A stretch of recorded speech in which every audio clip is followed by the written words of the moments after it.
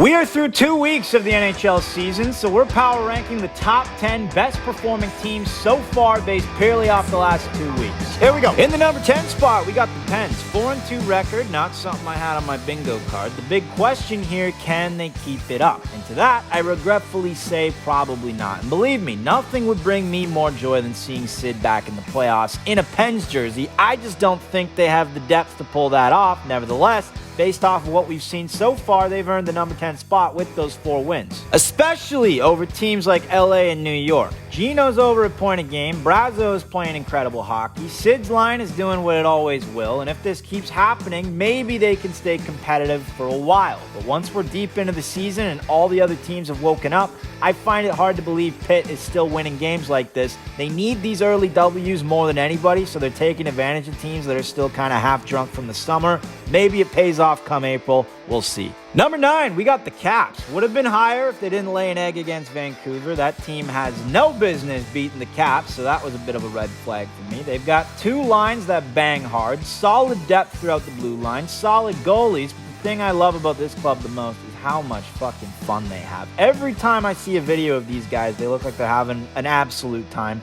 Wilson's leading the way with 9 points through 6 games. Strom and Protas are right there behind him. I think their season is going to be an exact replica of last year. Number 8, we got the Kraken, one of the more surprising teams to appear in this top 10, but that depth ain't a joke. Adding Marchment was beautiful. He brings a bit of a bite that they need. No superstars that jump out at you, but a top 9 of 3 second lines essentially. Vince Dunn leading the charge on D and in general leading his team in points with 5 in 5 games. Eberle, Stevenson, McCann, Wright, Marchment, Schwartz, and Montour all right behind him with 4 points. Exactly what I mean by depth. Can they maintain this all year long? Honestly, I think so. It wouldn't surprise me to see them squeaking into the playoffs. They're not an easy game, boys. Number 7 spot, we got the Habs. Here it is, Habs fans. You would have been much higher had you not choked that game to New York on home ice, but with a young team like this, that's expected. And nevertheless, 5-2 and number 7 in power ranking is nothing to cry and shout about. Caulfield, Suzuki, Slavkovsky, it's fucking dominant, as I suspected. Nick and Cole lead the team with 8 points. Slav only has 2, but based off of what I've watched, that's not a representation of him playing badly. Let me know if you know something I don't about that. Gallagher's starting with fire, 5 points through 6 games, and the new kids, Bolduc, Demidov, and Kapanen, off to exceptional starts. 7 fucking goals just between Kapanen and Bolduc, bringing exactly what you need to your depth. The question is, can they keep this up? My answer, I sure fucking hope so, because I'm not sure Habs fans would be able to mentally and emotionally handle this team crashing out and missing playoffs, but if I had to guess, not going to be an issue. In fact, I actually expect them to get through a Washington round 1 this year, or at least make it more of a battle. Number 6, New Jersey. The Devs are starting better than I thought, led by Bratt, the Hughes boys, Mercer, who's a point a game, and new rookie Gritsuk with 3 points in 5 games. Based off the on-paper roster, especially the depth on D, this team should be a competitive contender.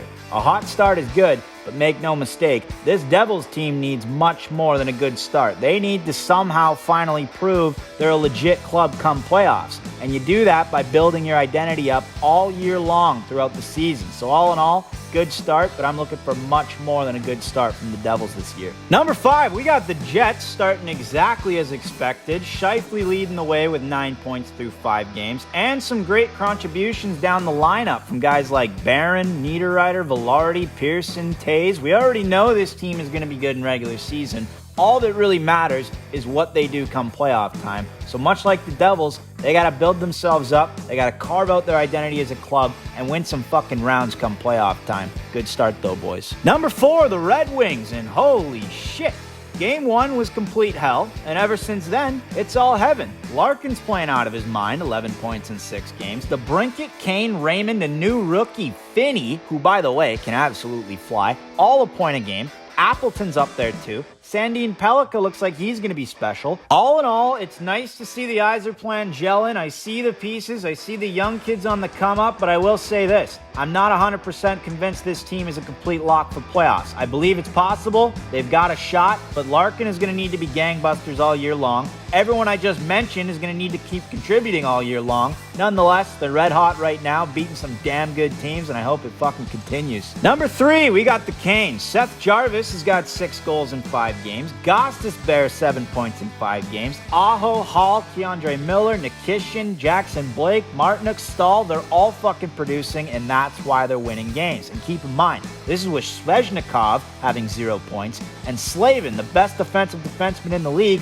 only having dressed 2 games. Again, this isn't surprising. This is expected. What this team needs to do is not pat themselves on the back for a hot start, but figure out how the fuck they're going to get past the Eastern Conference Final this year, because that's all that matters at this point for Carolina. Number 2, we got Vegas. And honestly, what can I even say? Eichel, Stone, Dorofeyev, Marner, they're all putting on a show. They're all putting up superstar numbers. Hurdle and Barbashev are both quietly at a point in game. They've got a new goalie on the way who might just turn out to be a superstar. We don't really know yet. They have depth all over the map. Petro's out, which sucks. Will he come back? I don't know. The point is, this team is probably my cup favorite for the season. Which leaves us to number 1, the Avalanche. If McKinnon is Batman, Natchez is Robin. 10 points for both of them over 6 games. Lekkonen's a point a game. Burns is producing pretty well. A stacked top 6 and a stacked top 4. I was questioning their bottom 9 in goaltending before the season started, but it's clearly not a fucking problem.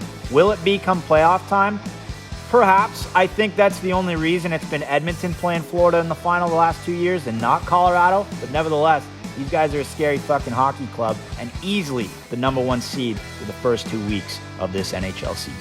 If you like the video, smack that subscribe button and hype the video. It's that little hype button. It helps us out so much, boys. If you like to bet on the NHL, consider joining Shooters, our private NHL betting community. We drop picks. We keep a leaderboard with records so you know who to tail. And we just have a great fucking time in the group chat. We'll see you next time, boys.